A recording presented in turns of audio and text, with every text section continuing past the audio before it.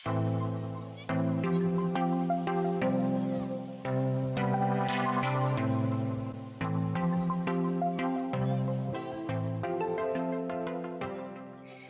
to give you a bit of insight on who I am, my name is Annie Bordelot. I am French-Canadian, living in Germany for 22 years, now back in Canada for a year now. And what brought me to Solution Focus in 2005 was the question. I was doing a lot of training, a lot of team building, and it always felt like, my questions could be so much more effective. I could be so much better at getting to good solutions, good insights quicker. And the more I'm moving into Solution Focus, the more I'm realizing that it has less and less to do with the questions that I ask, and more about the curiosity that I have. So what am I curious about? And what's helping the people I work with, the clients, the leaders, think better in my presence? So I've been playing a lot with these ideas in the last years and trying to find very simple ways of helping leaders accompany their employees to think better in their presence. So what we're seeing a lot in the leadership development world is the stance of the leader is changing. So we're helping leaders be more at ease in the complexity. So instead of feeling that they're moving things forward and having a vision and having to make their way to that vision and bringing their teams along and pushing their teams along, we're trying to invite them into more of a stance, like if you're standing at the beach, kind of, you're standing there, you see really wide, and you look at what's moving and what's not moving. How is it moving? You're observing and identifying opportunities more than creating these opportunities. Does that make sense? Or does that focusing less and less on the kind of questions they ask and focusing more and more on how they listen? So what I'd like to present to you today are just 3 very simple models or ideas that help me train leaders in listening better and creating better space for good thinking to emerge. So this idea that change is happening all the time, and that our role as practitioners is to identify useful change and amplify it. Kind of like sensing the wind and sensing the water, the currents, everything that is part of our world, all of what we can sense, what is happening and what is emerging. So one of the assumptions we have is that the new story is already present in the current story. So the future that we're headed for might be this one, it might be straighter or more crooked, but the new story is emerging underneath. Chris Iverson's words this morning where he said, SF is kind of the future of what people want instead of the future they're headed for. So that's a new way of looking at it for me in a way. So they're kind of heading for this future and they don't like it, but they want another future. So what's coming up for them there? Yeah, we can tickle out that new story that's emerging in any conversation. So what we do is we invite leaders to see, for example, an employee coming into their office saying, I'm not happy with the way the project's going. We can bring out what does a good working project look like and what's happening at the moment in that project that is making, that is preparing the terrain for tomorrow.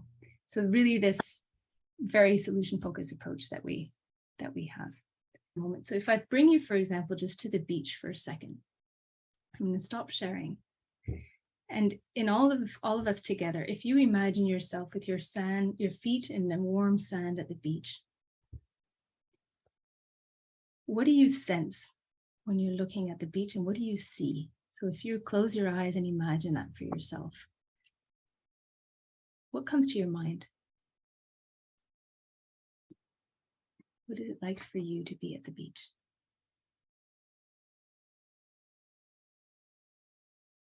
Just come in and say the first thought that you have. Calmness. Calmness. Peaceful sound of the waves. The sound of the Rod. waves, that was almost like in an echo. It was beautiful. The sound morning, of the Rod. waves coming in. It's calm. We hear the waves. What else do you sense?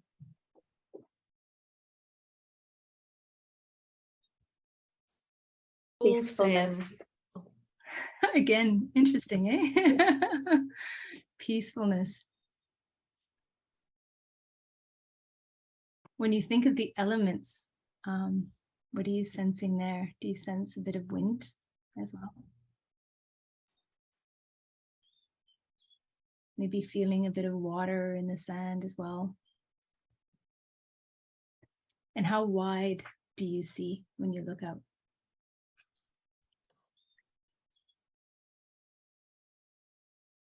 A sense of breeze, a sense of freedom, John? Happiness?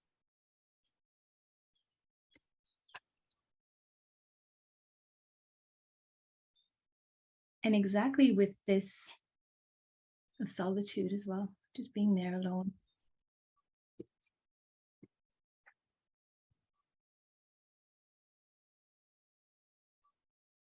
My dream come true to be on the beach in Hector. So Annette just joins us as well. So Annette, just to let you know, we're at the beach and we're just practicing not having an agenda, not having a sense of direction or wanting to move somewhere, but just being there, standing at the beach. You're feeling the sand. Some of you are feeling freedom, feeling maybe a breeze in your hair. Whatever happens, happens, and you can just stop to sense it. And what I'm going to do now is I'm going to just invite you to sense that in a conversation. And this is an exercise that we do with the leaders on a regular basis. Is a very small exercise to see what is emerging right now for this person. What's coming up for them right now? And just to sense it. So the question is simply that. What is emerging for you right now? Sometimes we contextualize it and say what's emerging in your work right now for you, what's emerging in your projects right now, and your family life for you at the moment. You can contextualize it, or you can just simply ask it in a very, very simple way. And I'd invite you to listen like you're standing on that beach. So you listen to what's coming up and you just sense the person, sense the words, and where your curiosity is going. But you don't have to guide it anywhere. You don't have to bring this conversation to a conclusion or to a solution, but just embrace the story that's emerging. And in the first exercise here, you don't even have to enhance that story. Just embrace what is. It's going to be a very short intervention. So just 3 minutes for the one person to talk, and then what's emerging for the other one, 3 minutes. And we'll leave it at that for the moment. I'm just curious, I think, around how was that to not influence the conversation, but just to sense where that other person was in that moment? Question I had going in was that it's hard to not interpret. We almost always filter through our own interpretation. So just disciplining yourself to just hear what they're saying without interpretation, I think, is a tricky skill. That's cool. Yeah. And I always find it a little challenging to do this kind of exercise with people who are as skilled as you are in listening, because you've already have developed the skill very much. And this is something that some leaders will say, wow, that was hard not to have an agenda, like to think, okay, I'm going somewhere with this. Thanks. What else came up as you were doing the exercise for you? Just listening and sensing what the other person was sharing. This is Dr. Hector. In my profession, they say that we listen to a patient an average of 10 seconds before we interrupt them with questions about the condition. So it was hard for me but you'll learn more by not interrupting and not doing leading questions. Just really listen, pay attention. Yeah. I have to practice that more. Really listen and pay attention, no? And that's so those are the two words that we're gonna play with in this session, is this sensing and paying attention to what's happening. And on the other hand as well, like focusing on certain things, maybe more than other things. So how do we focus? What we've just looked at now is listening to see, okay, what story is emerging, or what vision, what do they see? And that was a really good example, Chiming, around, I see the turbulence and I see the canoe like capsizing. And that's what's coming up for me, and listening to it very openly.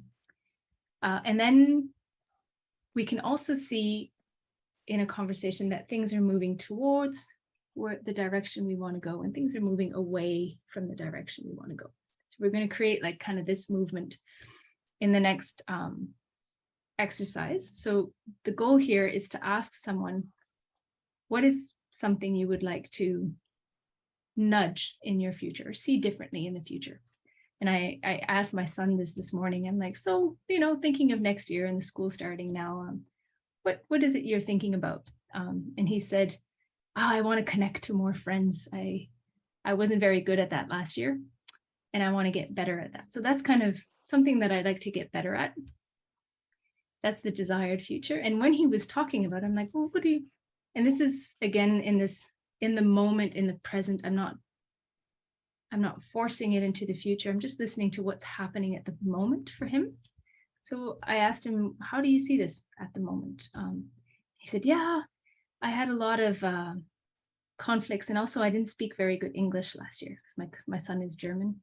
And he said, I didn't know how to say things. I would hold back, but now I think my English has gotten a lot better.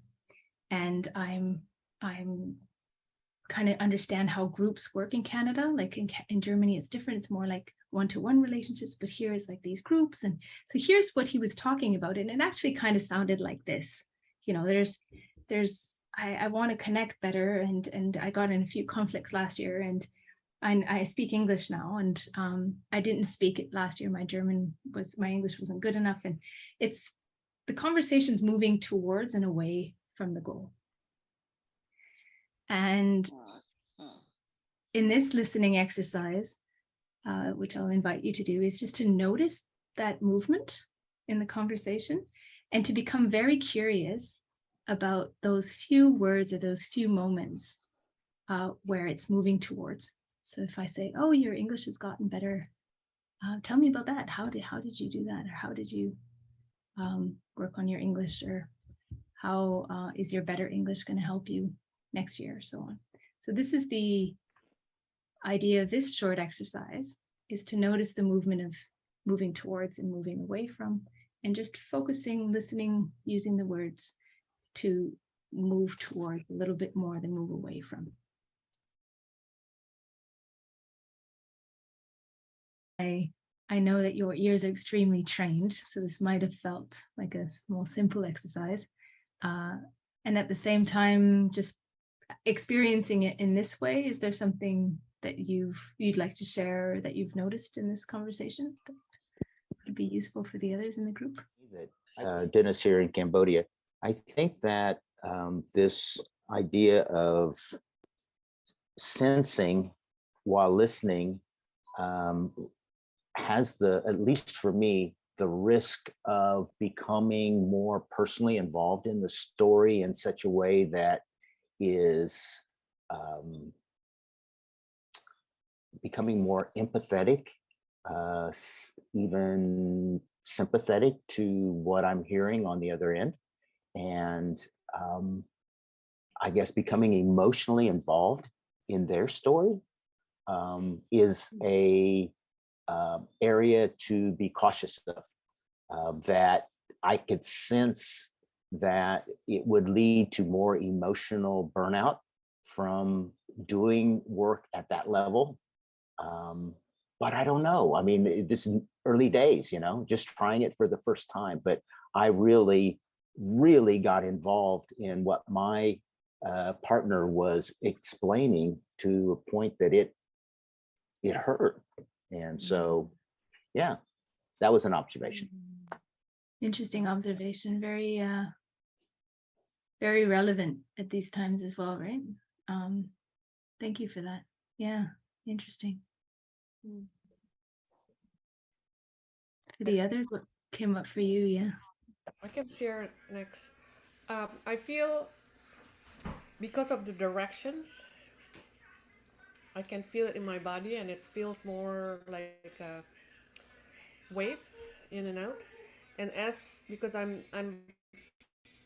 kind of deep, it's more like you have to be in peripheral because it's like listening at the same time with their words, but also feeling and sensing where it goes. And as I do that, my mind gets more quiet. So I think there is probably the effect of instead of like, oh, maybe instead of judging on analyzing, it's kind of help ground the listeners to just focus on those two tasks while listening. Yeah. That's what I get. I feel that very much in the teaching of being present in the moment, right? How to really just not let the mind busy itself with where am I going, what's my next question, how am I going to do this, what's he going to say, and oh my God, right? So to how to really bring them in the very moment. Yes, it's a big part of the intention of this approach as well. Just very simple, small exercises that enable people to be more grounded in the moment. And then the fact that you would feel more and sense more is in many cases with the leaders we work with something that is not so bad. If they are a little bit more emotionally not involved, but just caring and with what's actually happening and not just quickly trying to find a solution and moving on. And at the same time, yes, there's a difference between sympathy and empathy and how to calibrate that. That's very interesting. Any other comment before we jump into the last little? So are you saying that the problem is important? That the problem is important? So the issues, rather than just going for the preferred future or a solution, that we need to reflect on the problem. I don't believe I said that, but I also don't reject that.